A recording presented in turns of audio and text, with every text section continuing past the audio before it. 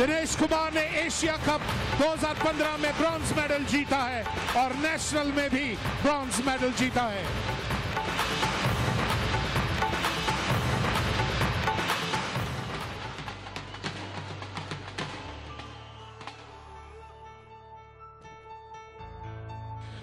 देवियर सज्जनों, Dabur chyawanprash pro wrestling league powered by Thums Up में Haryana hammers की ओर से इस मुकाबले में आ रहे हैं लिवान लोपेज।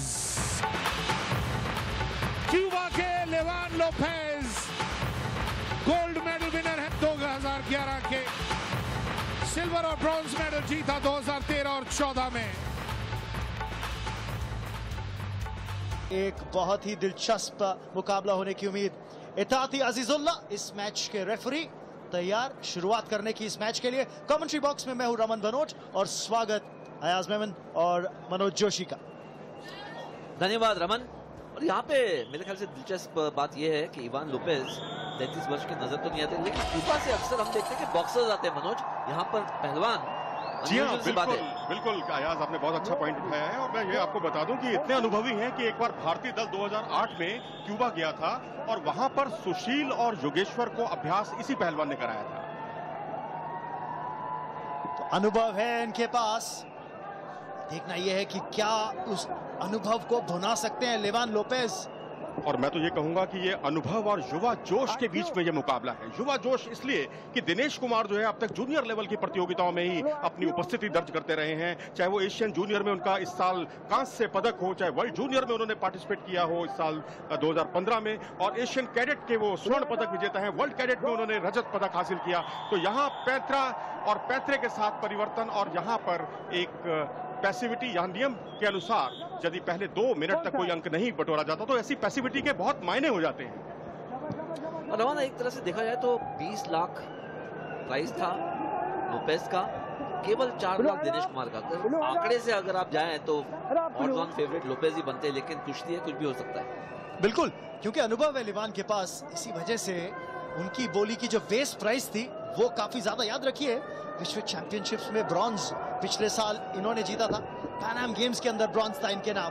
तो भले ही उम्र में थोड़े से बढ़ते हुए, लेकिन वो फुर्ती है, वो चपलता अभी भी अपने खेल में दिखाते हुए, और साथ ही साथ अनुभव का मेल मनोज। जी हाँ, बिल्कुल। और मधुबन जो करनाल में एक जगह है, वहां पर ये अभ्यास करते हैं। और अनूप जो है द्रोणाचार्य पुरस्कार विजेता, वो इनके कोच हैं। नॉर्थ सेंट्रल रेलवे में टिकट कलेक्टर के तौर पर काम करते हैं। बीए फाइनल ईयर के छात्र हैं, जाट कॉलेज रोहतक में।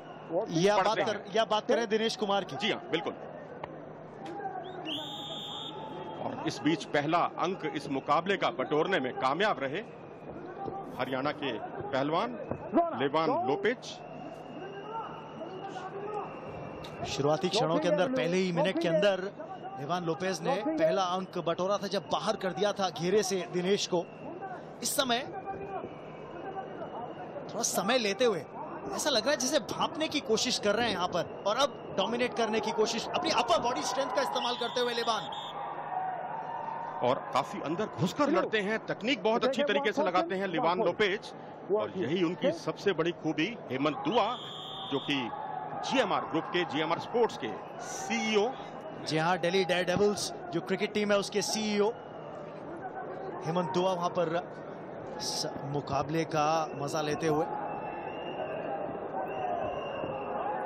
काफी वीआईपीज आए हैं आज यहाँ पर, हरियाणा के चीफ मिनिस्टर भी है। पहला बाउट, जैसा आपने कहा कि एक दूसरे को तोल रहे हैं, परख रहे हैं।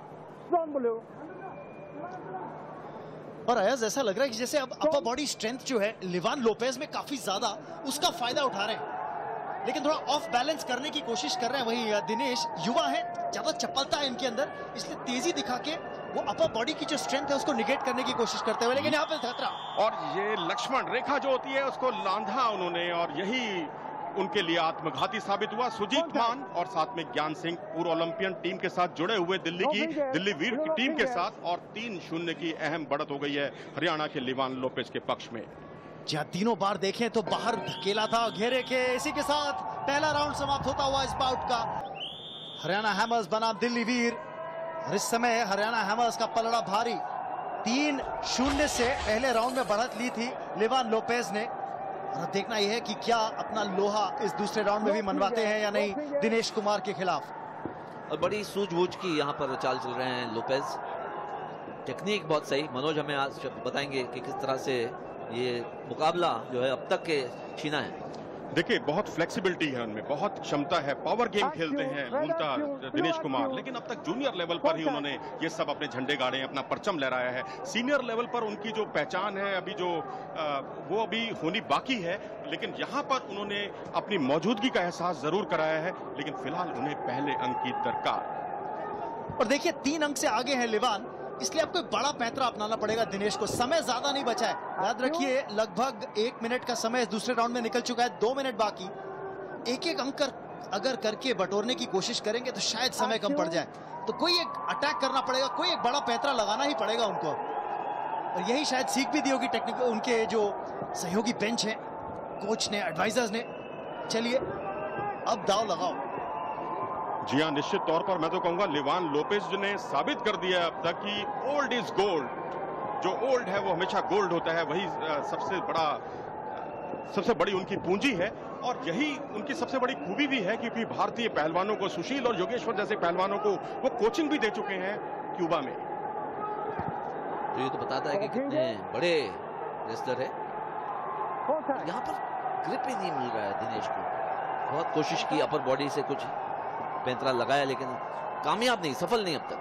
फ्लेक्सिबिलिटी बहुत है, स्टेमिना बहुत है, लेकिन अब सवाल है कि उसको अंकों में कैसे वो तब्दील करें। उसमें कहीं ना कहीं ये पैंतरों में देखिए लगातार परिवर्तन करते हुए लिवान लोपेज, और वहीं खेमे की पोजीशन बनी। देखना ऐसा कितना लाभ उठा पाते हैं। गहरी पट की दिनेश के लिए खतरा मंडराता हुआ, और पीछे आकर 2 अंक बटोरने में कामयाब हो गए लिवान लोपेज। और अब पलटने की भी कोशिश करते हुए इस होल्ड को पूरी तरह से भुनाना चाहते हैं यहाँ पर लिवान लोपेज। स्टॉप का संकेत रेफरी का। याद रखिए इस साल 2015 में जो 5 इवेंट्स हैं जिसमें भाग लिया लिवान लोपेज ने, उसमें से 5 इवेंट्स में से 1 इवेंट में सिल्वर और 2 इवेंट में ब्रॉन्ज मेडल लेकर निकले हैं। तो मैन इन फॉर्म भी है, और एक्सपीरियंस भी है, अनुभवी भी है। बेशक, और सब कुछ यहाँ पर नजर आ रहा है। जिस तरह से आज उन्होंने दिनेश को एक तरह से बिल्कुल हावी हो गए। अब तो सेकंड्स बिल्कुल हवा की तरह जाते हुए, आधी मिनट बाकी है। जी हाँ, आखिरी मौका है और आधा मिनट है, और दिनेश अगर 1 या 2 अंक भी बटोर लेते हैं तो ये भी उनके लिए बहुत बड़ी कामयाबी होगी, क्योंकि खासकर ये देखते हुए कि अब तक उन्होंने अपना परचम जूनियर स्तर की प्रतियोगिताओं में ही लहराया है, और सीनियर वर्ग में इतना अनुभवी पहलवान उनके सामने है। पहले निकाल करना चाहते थे खूबसूरती के साथ, लेकिन अपने ही दाव में उलझे थे इस बार दिनेश, जिसका मौके का फायदा उठाया लिवान ने और अपनी स्थिति को और ज्यादा मजबूत कर लिया, और भरअंदाज लगाने की फिलहाल कोशिश। और समय भी निकलता जा रहा है, 2 रंग जुड़े, और इसी के साथ आसानी से विजय प्राप्त करते हुए लिवान लोपेज 7-0 से हराया है यहाँ पर दिनेश कुमार को। क्या जबरदस्त शुरुआत। हरियाणा हैमर्स बिल्कुल हथौड़े की तरह अपना लोहा मनवाते हुए यहाँ पर, और खेमा कितना खुश। जीत घोषित करते हुए इताती अजीजुल्ला इस मैच के रेफरी, और हरियाणा हैमर्स ने 1-0 की बढ़त ले ली है। याद रखिए 7 बाउट होने आज दिन के खेल में, और पहला बाउट हरियाणा हैमर्स के नाम।